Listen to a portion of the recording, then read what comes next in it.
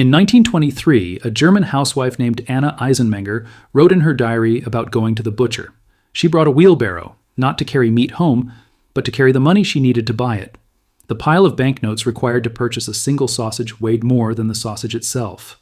By the time she reached the front of the line, the price had already increased. The money in her wheelbarrow was no longer enough. This was not a scene from a dystopian novel. This was daily life in Weimar Germany, where prices doubled not every month, not every week, but every few hours, where workers demanded to be paid twice a day so they could sprint to the shops before their wages became worthless, where children played with stacks of million-mark notes because the paper was worth more as a toy than as currency. And within a decade of this chaos, Adolf Hitler would rise to power, launching a war that killed over 70 million people and reshaped the entire world. Most history books treat these as separate events. The hyperinflation over here, the Nazi rise over there, connected by vague references to economic hardship. But the truth is far more direct. The hyperinflation did not just precede Hitler. It created the conditions that made him possible.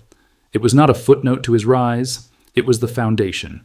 To understand how Germany destroyed its own currency, we need to go back to 1918, when the First World War ended, and the victors gathered to decide Germany's fate. The result was the Treaty of Versailles, and buried within its pages was a financial time bomb that would detonate 5 years later.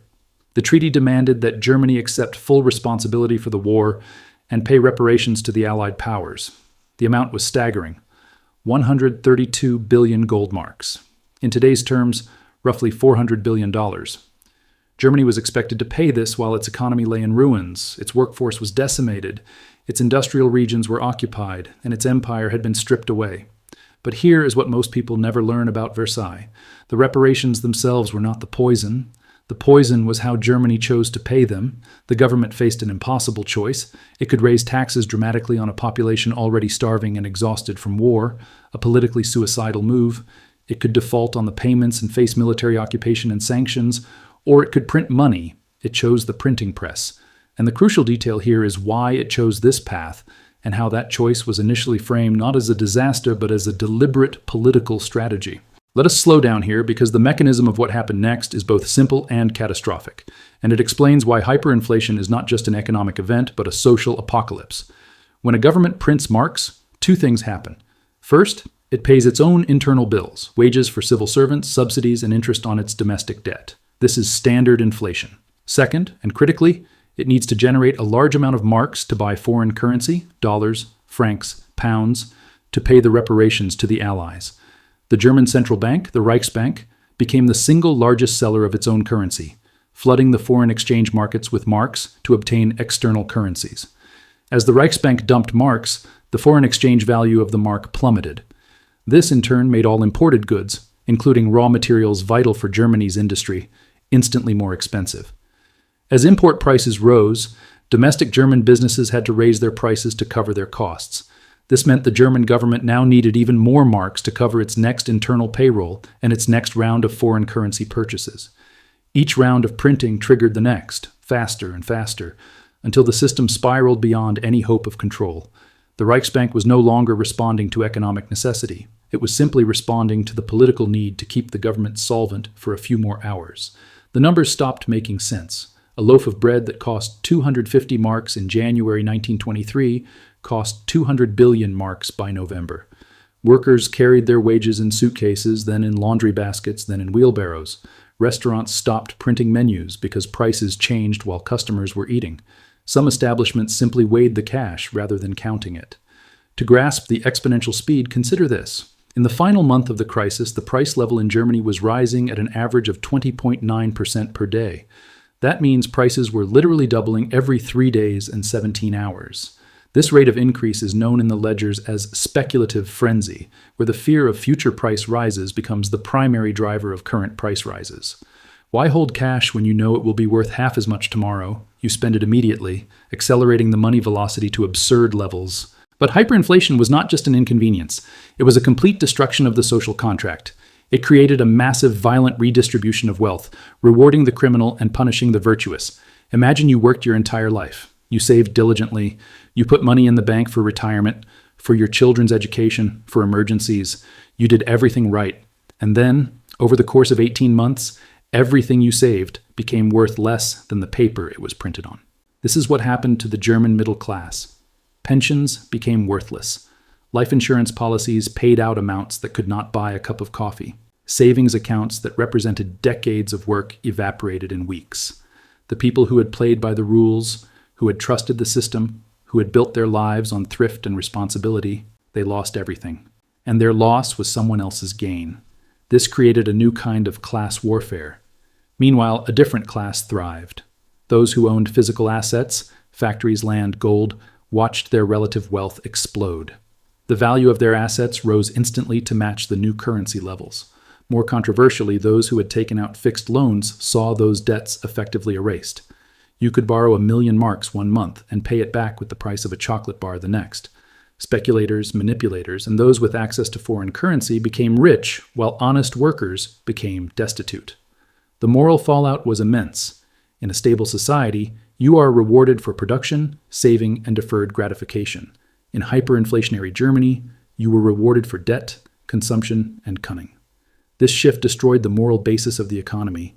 Honesty was penalized, thrift was mocked, trust in the law, in business contracts, and in the government was liquidated as surely as the marks in the savings accounts. The psychological impact was shattering. An entire generation learned that saving was foolish, that money was meaningless, that the government could not be trusted, and that the social order they believed in was a lie. The middle class, the backbone of any stable democracy, was not just impoverished, it was humiliated, and humiliated people do not forgive their betrayers. Now here is where the story turns dark, because economic chaos does not stay economic for long. It becomes political.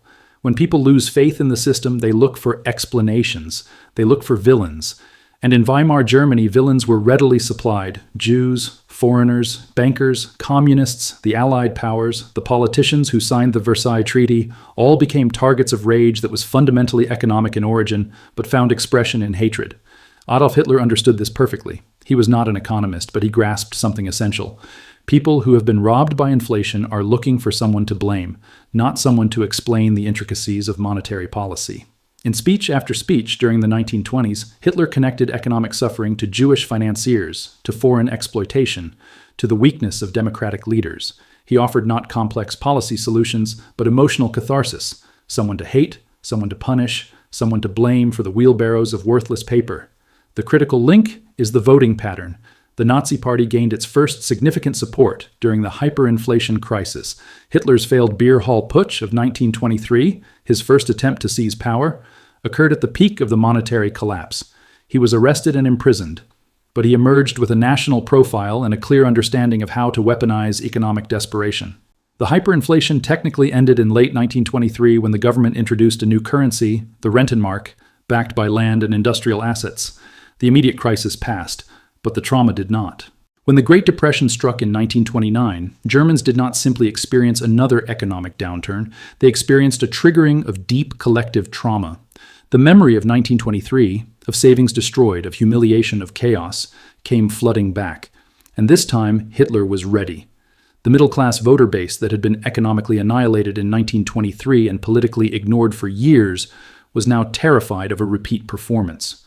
They were the most susceptible to Hitler's promises of order and revenge. In the elections of 1930, the Nazi Party surged from obscurity to become the second largest party in Germany. By 1933, Hitler was chancellor. Within a decade, the world was at war. Could Hitler have risen without the hyperinflation? Perhaps. But the hyperinflation created the specific conditions that made his rise possible. It destroyed the middle class that might have resisted him. It created the resentment he exploited. It taught Germans that the existing system had failed them, and that radical solutions were necessary. It was not sufficient cause for Nazism, but it may have been necessary cause. This is the lesson most people miss when they study this period. They focus on the politics, the ideology, the personalities. But beneath all of it was a monetary catastrophe, a government that printed its way into oblivion and destroyed the social fabric in the process. And this brings us to today, because the mechanisms that created Weimar hyperinflation have not disappeared. They have simply been refined, obscured, and given more sophisticated names. Modern governments do not print physical currency the way Weimar Germany did, but they create money through central bank operations, quantitative easing, asset purchases, deficit financing, that achieve similar effects through different means. Since 2008, central banks around the world have created trillions of dollars, euros, and yen. The money supply has expanded at rates that would have seemed impossible a generation ago. So far, this money creation has not produced Weimar-style hyperinflation, where food prices double weekly. Instead, it has produced a new, more subtle kind of economic catastrophe, asset inflation. The money created has largely flowed into asset prices, stocks, luxury real estate, fine art, and bonds, rather than consumer goods. The wealthy have seen their portfolios explode in value, while wages for ordinary workers have stagnated. A millennial or Gen Z worker saving for a down payment has watched the cost of that house double while their wages barely moved. This is a different kind of inflation, one that does not show up accurately in traditional consumer price indices, but reshapes society just as dramatically. It is the 21st century version of the 1923 wealth transfer, where physical assets, homes, stocks, win, and savings, wages, bank accounts, lose. The underlying dynamic remains. When governments face crises, wars, pandemics, financial collapses, they increasingly turn to money creation as the solution. The political incentives are clear. Printing money is easier than raising taxes, less visible than cutting spending, and the consequences can be delayed for years or even decades. The danger is not that hyperinflation will strike tomorrow. The danger is that the same fundamental incentives, print now, pay later, continue to shape policy decisions around the world, and the same fundamental psychology, the belief that the system is rigged to benefit those at the top, remains as corrosive as it was a century ago. Anna Eisenmenger survived the hyperinflation. She watched her savings disappear, her country descend into madness, and her neighbors embrace a dictator who promised to restore what had been stolen. She watched the war that followed consume everything. In her final diary entries, she did not write about Hitler's ideology or Germany's military strategy. She wrote about money, about the day she realized her life's work was worth nothing, about the moment she understood that the government had betrayed everyone who had trusted it. Her wheelbarrow is empty now. It sits in no museum. No monument marks the spot where she stood in line, watching prices rise faster than she could count. But the path from that butcher's shop to the death camps of Europe runs straight and clear, paved with worthless paper and broken promises. Those who printed the money never faced justice. Those who profited from the chaos kept their fortunes. Those who lost everything, the savers, the workers, the people who played by the rules, they received nothing but a lesson they would pass down to their children and grandchildren. Do not trust the currency. Do not trust the government. Do not trust the system that promises to protect you. It was not ancient history. It was less than a century ago. The children who played with stacks of million-mark notes grew up to vote for Adolf Hitler. Their grandchildren are still alive today. And somewhere in the world right now, a government facing an impossible choice is looking at its options and reaching, once again, for the printing press. The money feels solid in your hand. The numbers in your account look real. But Anna Eisenmenger's money felt solid too, right up until the morning it wasn't.